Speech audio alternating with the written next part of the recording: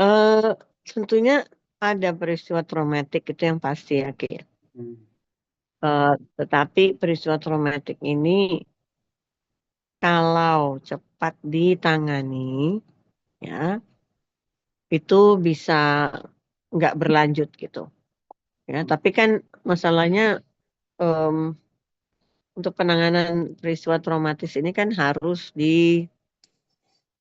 didahului oleh pelaporan ya, keberanian melapor. Hmm. Ya, menurut saya sih kasus yang sekarang kita bicarain juga nggak melapor ketika itu juga gitu. Ya, dan dia eh, diuntungkan oleh akhirnya bisa lepas ya dari manusia ini gitu.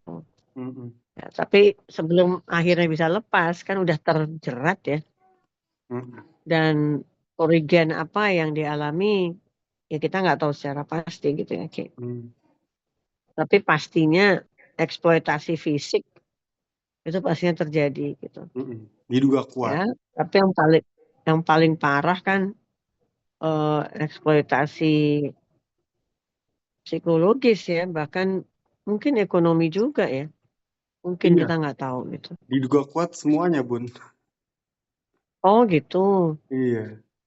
Lalu, Bun, Ya, tapi ah, ya, tadi saya udah wawancara juga dengan salah satu praktisi hukum yang mencurigai dia kan sebenarnya artis gitu. Aureli itu artis. hmm. Kalau emang mengalami eh, merasa mengalami child grooming atau tertekan, kenapa nggak langsung melapor aja ke pihak berwajib gitu, Bun? Nah, mungkin penjelasan dari Bunda itu secara psikolog itu tuh gimana, Bun? Karena dia akhirnya mencurigai bahwa ini tuh settingan apa segala macam. Karena kenapa gitu waktu merasa mengalami child grooming, kenapa tidak langsung melapor ke penegak hukum gitu. Mungkin penjelasan secara psikologisnya gimana, Bud? Ya untuk melapor tuh di psikologi di Indonesia tuh kan belum hal yang lazim kan Ki, gitu loh. Iya. Ya, apalagi kalau dia di bawah ancaman emang bisa main langsung lapor.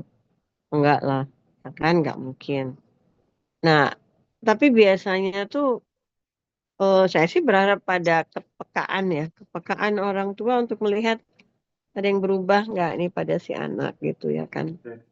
Eh, masa sih nggak pernah lihat ada yang aneh, Mm-mm. kecuali nggak peka ya Ki. Kalau peka pasti bisa lihat kok ada yang aneh yang perlu ditanyakan gitu pada si anak. Iya. Ya, eh, dalam kondisi ketakutan si anak ini nggak mungkin untuk berani-beranian ke orang dewasa lapor gitu. Nggak mungkin laki, apalagi 15 tahun. Nggak mungkin gitu. Ya makanya kenapa kedekatan orang tua dan anak tuh dibutuhkan. Bukan untuk ngerecokin ya, bukan ya. Bukan untuk selalu ikut campur dan urusan anak, enggak. Tapi untuk membaca situasi yang dialami oleh anak yang dia nggak ngomong secara verbal, tapi dia bicara secara nonverbal. Dia bicara pakai bahasa tubuh, misalnya takut, bahasa tubuh yang mengisolasi diri, eh, nggak mau ketemu orang, atau emosi yang kasar, ya, kasarnya beda gitu loh daripada biasanya. Terus kualitas hidupnya tuh turun, misalnya gitu ya. Ini kalau orang tua yang peka ya, atau anggota keluarga yang peka itu bisa baca gini-ginian ini. Ya, Hmm. tapi kalau nggak bisa baca, ya itu tadi yang kakek bilang harus ada verbal dulu baru bisa tahu. Dan kalau ditanyain kenapa nggak tahu, ya nggak ngomong sih, ngomong dong. Nah itu berarti nggak peka secara nonverbal Ki itu. Berarti Ya, emang pada. saya sih berharap, Hmm. saya sih berharap orang rumah ya jauh lebih peka tentang hal seperti ini daripada para profesional ya seperti psikolog atau psikiater dan sebagainya.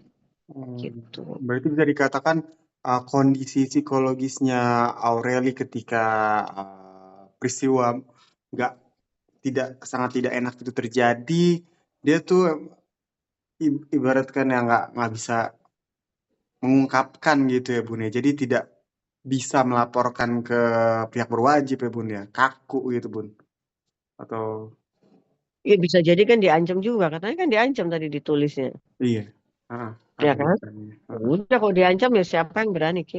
Mmm, Apalagi anak bau kencur gitu ya, 15 tahun, siapa yang berani?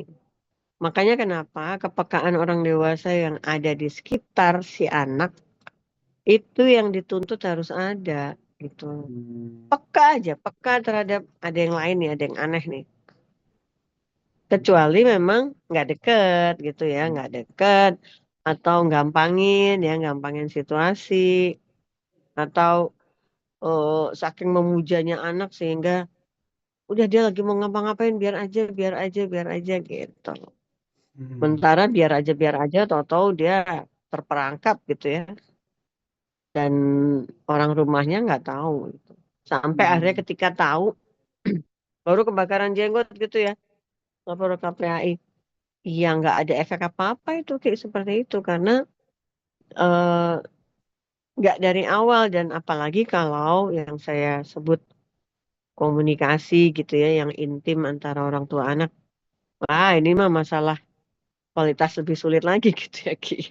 heeh, Karena eh, hubungan yang dekat secara komunikatif antara orang tua dan anak ini menjadi barang yang sangat mewah gitu loh Ki. Dan belum tentu setiap anak punya hubungan yang intim dengan orang tua gitu loh. Ketika usia remaja awal ya, umur 13, 14, 15.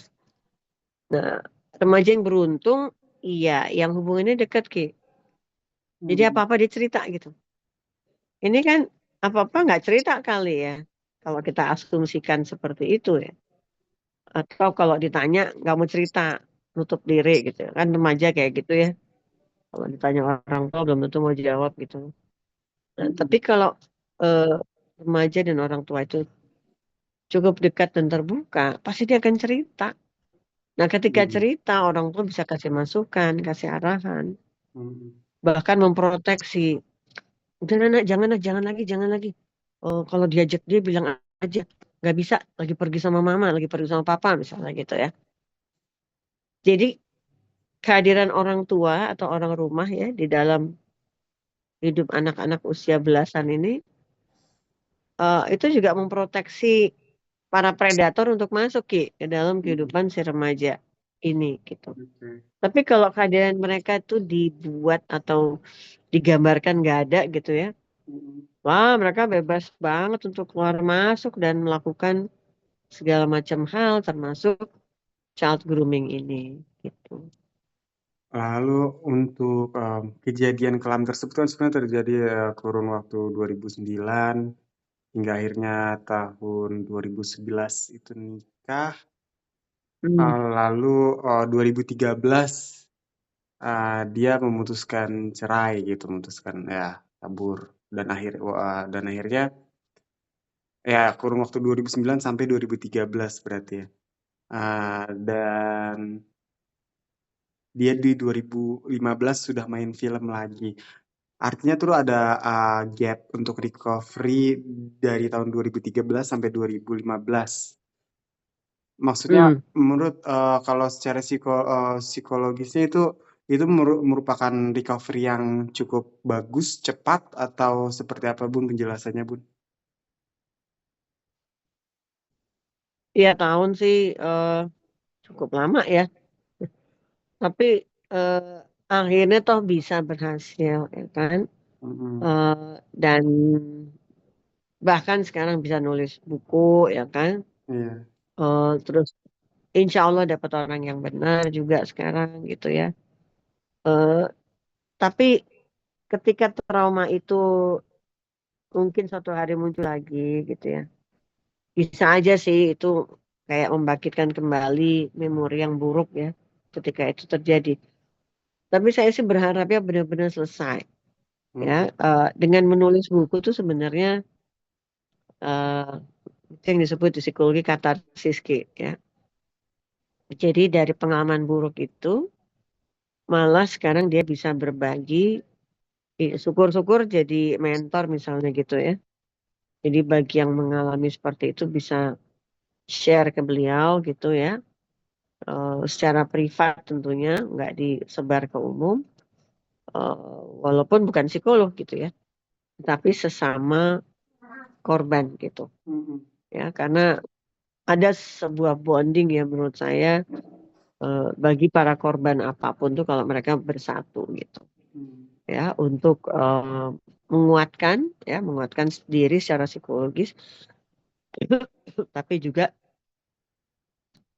memberi semacam bonding atau ikatan bahwa you're not alone, ada Mhm. gue nih, lo nggak sendirian gitu ya. Jadi rasa bahwa saya nggak sendirian itu melalui buku yang ada sekarang, atau bahkan kalau beliau membuka diri untuk jadi fasilitator ya, untuk teman berbagi, itu lebih bagus lagi Ki gitu ya, kalau memang bisa seperti itu Ya, tapi gitu.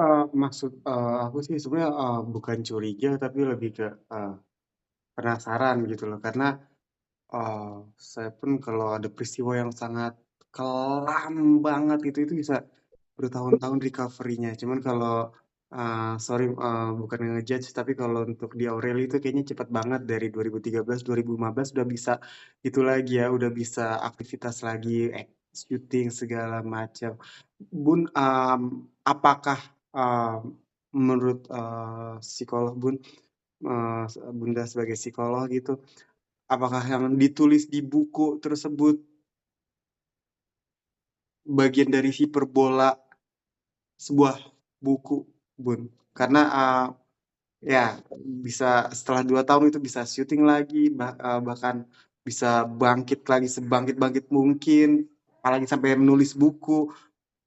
Bagi saya kalau traumanya separah itu nggak mungkin bisa sebangkit sekarang gitu, Bun. Ya, kemampuan orang untuk bangkit kan beda-beda ya Ki ya. Iya. Ada yang lama banget, ada yang cukup, ada yang cepat gitu. Ya, jadi kalau misalnya dia memang memiliki kemampuan untuk bangkitnya cepat, Hmm. ya bisa seperti yang kita lihat sekarang gitu. Ya, eh, dan bisa jadi pendampingannya siapapun orang itu ya, seperti sangat baik gitu. Ya, bisa mengembalikan rasa percaya dirinya kembali baik gitu. Ya, dan kerja lagi gitu secara profesional. Nah, eh, yang berperan baik sekali adalah pendamping gitu. Ya, Hmm. apakah ada profesionalnya atau profesional dan keluarga gitu ya. Hmm. Dan pastinya ada restraining order ya. Apa ya restraining order tuh, em, jangan lagi ketemu orang itu. Jadi harus ada jarak, nggak boleh lagi ketemu dengan manusia itu, gitu. Hmm. Nah ini biasanya harus dilakukan Ki ya, untuk supaya penanganan trauma itu cepat. Itu supaya tidak lagi bertemu dengan sumber trauma itu. Jadi ketemu dengan makhluk yang memang melakukan child grooming tersebut. Nah, Hmm. apakah ini juga terjadi? Kita kan nggak tahu ya, Ki. Kita cuma bisa berasumsi sekarang ini. Hmm. Ya, tapi menurut saya sih beliau termasuk yang penyintas cepat ya Oke. dari trauma yang dialami, ya kan? Kita berharap semua anak remaja yang mengalami fase buruk ya atau pengalaman buruk itu bisa menjadi penyintas yang juga nggak makan waktu lama gitu loh. Ya, karena masa depan Hmm. mereka masih panjang ya. Eh, oke lah, kita semua punya pengalaman buruk ya di masa lalu, nggak ada yang enggak. Hmm. Tapi jangan kelamaan juga Ki gitu ya. Oke. Untuk bangkit kembalinya itu jangan kelamaan, karena eh, kalau kelamaan nggak ditanganin ya, itu ada jarak yang panjang terus baru ditanganin. Itu kemungkinan besar penanganan traumatiknya juga nggak cepat. Tapi kalau ketika terjadi langsung ada penanganan, kemungkinan besar itu penyintas atau survivalnya bisa juga lebih cepat gitu loh Ki. Oke. Makanya ada jarak ya yang harus diperhatikan dari peristiwa ke penanganan. Ini jaraknya pendek atau panjang gitu loh. Ya, Hmm. kalau jaraknya panjang, kemungkinan besar selesai traumanya juga lebih panjang gitu mungkin. Ya, tapi kalau dari peristiwa ke penanganan tuh secepat-cepatnya, cukup pendek, artinya cukup cepat, itu berarti penanganan traumanya juga akan lebih cepat lebih cepat ditangani gitu. Apakah IQ tinggi itu mempengaruhi recovery yang tadi Ibu Bunda jelaskan penyintas cepat gitu, Bun? Mm-mm. Apakah Aureli artinya Sangat punya IQ yang tinggi? sangat sangat berpengaruh Ki, sangat berpengaruh. Jadi IQ tinggi itu bisa ngelihat gini nih, dia bisa nge-switch ya. Gue boleh jadi korban, tapi gue nggak boleh bego terpuruk kelamaan, misalnya gitu ya. Atau pemikiran seperti ini. Dia boleh menang kemarin, sekarang gue mesti kalahin dia. Nah semangat ini kalau nggak didukung oleh IQ yang tinggi dan cara berpikir yang induktif deduktif gitu ya, atau cara berpikir kritisnya nggak ada, dia nggak akan cepat sampai ke titik-titik yang memang menjadi penerang, titik-titik penerang gitu sangat-sangat dibutuhkan gitu. Atau kalau dapat masukan cepat ngolah gitu ya. IQ yang nggak tinggi agak sulit gitu mengolah. Bahkan IQ yang nggak tinggi itu nggak bisa cepat untuk sadar bahwa gue harus cepat bebenah nih, gue nggak boleh terpuruk terus gitu. Ya, jadi dia bisa menempatkan diri dengan empati yang cukup besar terhadap si tubuhnya dia, badannya dia, dirinya dia yang dirugikan oleh orang lain gitu loh, Ki.